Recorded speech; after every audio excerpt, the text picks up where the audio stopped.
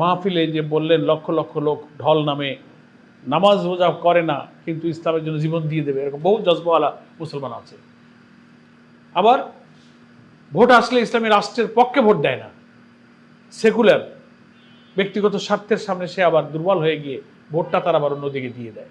এটার কয়েকটা কারণ আছে। একটা প্রধান অন্যতম কারণ হলো যে বাংলাদেশের এই কোটি কোটি মানুষের কাছে ইসলাম কি, ইসলাম যে একটা পরিপূর্ণ জীবন বিধান, এটা যে একটা complete and balanced code of life, এই ইসলামের পরিপূর্ণ রূপটা, পরিপূর্ণ দাওয়াতটা এদেশের আলেম ওলামা বা আমরা যারা ইসলামী সংগঠন এই ইসলামের দাওয়াতের দায়িত্ব পালন করছি, আমরা ইসলামী আন্দোলন সংগঠনকে যারা হোল্ড করি, আমরাই পরিপূর্ণভাবে এই দায়িত্বটা পালন করতে পারিনি। এটা দ্যাট ইজ আওয়ার লিমিটেশন।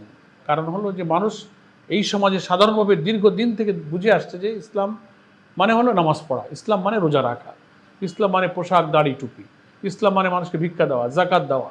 এই যে ফর্মাল আনুষ্ঠানিক কিছু কাজ করলেই আমার ইসলাম হয়ে গেল, ব্যক্তিগত জীবনে আমার সমাজ, আমার রাষ্ট্র, আমার দেশ, আমার রাজনীতি, আমার পারিবারিক জীবন, ব্যবসা, অর্থনীতি, ব্যাংক, পার্লামেন্ট, ভোট, এখানেও যে ইসলামের একটা বক্তব্য আছে, কোরআন এবং সুন্নাহর এই বিধানটা, রাসূল সাল্লাল্লাহু আলাইহি ওয়াসাল্লামের সিরাতটা, ইসলামী দলকে যারা হোল্ড করে, ইসলামের কথা যারা বলে, যারা দায়ী আল্লাহ, এদেরই দায়িত্ব হচ্ছে এই ইসলামের পূর্ণাঙ্গ রূপটাকে তুলে ধরা। আমরা ইসলামের খণ্ডিত রূপকে মানুষের কাছে যার যার মতো করে তুলে ধরি। ডিউ টু দ্যাট কজ মানুষ ইসলামের পূর্ণাঙ্গ ধারণা পায়নি। ইসলামী সমাজ রাষ্ট্র যে আছে, এটা জামাত ইসলামী প্রথম বাংলাদেশে দীর্ঘকাল আগের থেকেই তার সাহিত্য, তার বই, তার বক্তব্য, কোরআন হাদিসের তাফসীর প্রচার প্রকাশনার মধ্য দিয়ে এই সত্যটা প্রথম জামাতের পক্ষ থেকে তুলে ধরা সম্ভব হয়েছে। এবং আস্তে আস্তে এখন অন্যান্য দল মত আলেম ওলামারাও এখন ওয়াজ মাহফিলে, বক্তব্যে, সেমিনারে, লেখনীতে এখন এই কথাই এখন মানুষ বলছে, কিন্তু একসময় এই দেশের মানুষ এটা বুঝত না। এই কারণে মাহফিলে যে বললেন লক্ষ লক্ষ লোক ঢল নামে নামাজ রোজা করে না কিন্তু ইসলামের জন্য জীবন দিয়ে দেবে, এরকম বহু জজবাওয়ালা মুসলমান আছে। আবার ভোট আসলে ইসলামী রাষ্ট্রের পক্ষে ভোট দেয় না, সেকুলার ব্যক্তিগত স্বার্থের সামনে সে আবার দুর্বল হয়ে গিয়ে ভোটটা তার আবার অন্যদিকে দিয়ে দেয়। কারণ ইসলামের রাষ্ট্র প্রতিষ্ঠার এই দরদ, এই প্রয়োজনটা তার মধ্যে তীব্রভাবে আমরা জাগাতে পারিনি। তো আলহামদুলিল্লাহ এদেশের আলেম ওলামা, জামাত ইসলাম এটা চেষ্টা করছে। আমার মনে হয় যে এখন যুবকদের মধ্যে ইসলামকে জানার, বোঝার আগ্রহ সৃষ্টি হয়েছে, প্রচুর বই পুস্তক তারা পড়তেছে। ইয়াংদের মধ্যে কলেজ ইউনিভার্সিটি ছেলেরা ইসলামিক স্কলার হয়ে যাচ্ছে, যেগুলো আগে ছিল না। তো এটা ধারণা পরিবর্তন হচ্ছে, এর একটা পরিবর্তন আসবে ইনশাআল্লাহ।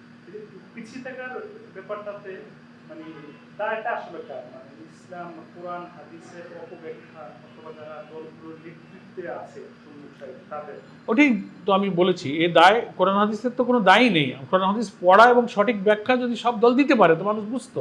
এটা আমরা যারা ইসলামী দলকে লিড করি, হোল্ড করি, আলেম ওলামা পীর মাশায়েখ, আমরা আমাদের মতো করে এক এক খণ্ডিত ইসলামী ধারণা মানুষের কাছে দিয়েছি।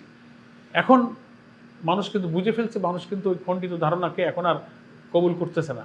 এখন মানুষ ইসলাম, ইসলামী সমাজ, ইসলামী রাষ্ট্রীয় রাজনীতির কথাই এখন মানুষ শুনছে এবং পড়ছে, বুঝছে, এবং সেরকম সমাজের স্বপ্ন কিন্তু এখন মানুষ দেখতেছে।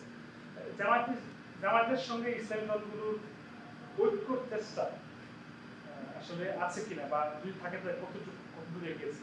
আলহামদুলিল্লাহ নিশ্চয়ই আছে, এবং আমরা জামাত ইসলামীর পক্ষ থেকে আমাদের সম্মানিত আমির জামাত বিভিন্ন ইসলামী দলকে আলাদা আলাদাভাবে ডেকেছেন, তাদের সাথে কথা বলেছেন, মত বিনিময় করেছেন, কালেকটিভলি অনেক দলকে ডেকেছেন, মত বিনিময় করেছেন, এবং অতীতের যে কোনো সময়ের যে ইসলামী দলগুলোর মধ্যে ঐক্যের একটা আকুতি, একটা আগ্রহ কিন্তু আমরা লক্ষ্য করছি।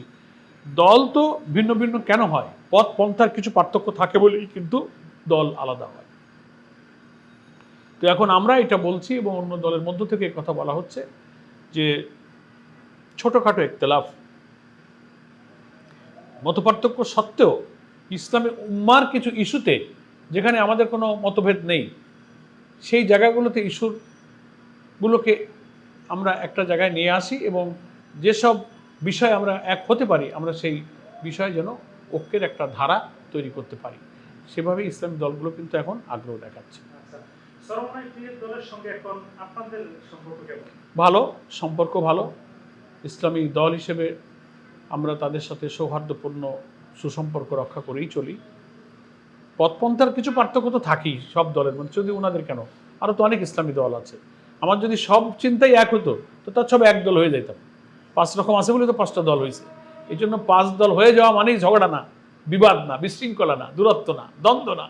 আমরা এটা বলি যে মতপথ তো কিছু ভিন্ন হতে পারে, এটা কোনো ব্যাপার না। একটা ফ্যামিলিতে 10 জন লোক থাকলে ছেলে মেয়ে বউ বাচ্চাদের মধ্যে মতে পার্থক্য হয় না, তাই বলে তো ঘর ভেঙে 5টা ঘর হয়ে যায় না। তো এরকম একটা দল হলে অন্যান্য দলের সাথে কিছু মতের পার্থক্য থাকতে পারে, তাই বলে বিভেদ, ঝগড়া, অনৈক্যের কোনো কারণ ইনশাল্লাহ ঘটবে না। জামাত এক্ষেত্রে মানুষ মনে করে যে জামাত ইসলামের কথা এবং দাওয়াতের জন্য এটা একটা বড় দল, সেই কারণে আমরা আমাদের দায়িত্বটা আমরা বেশি মনে করি। আমরাই বেশি উদারতা, প্রয়োজনে ইসলামী উম্মার ঐক্যের জন্য আরও বেশি ছাড় দিয়ে হলেও, নিজেদেরকে ছোট করে হলেও আমরা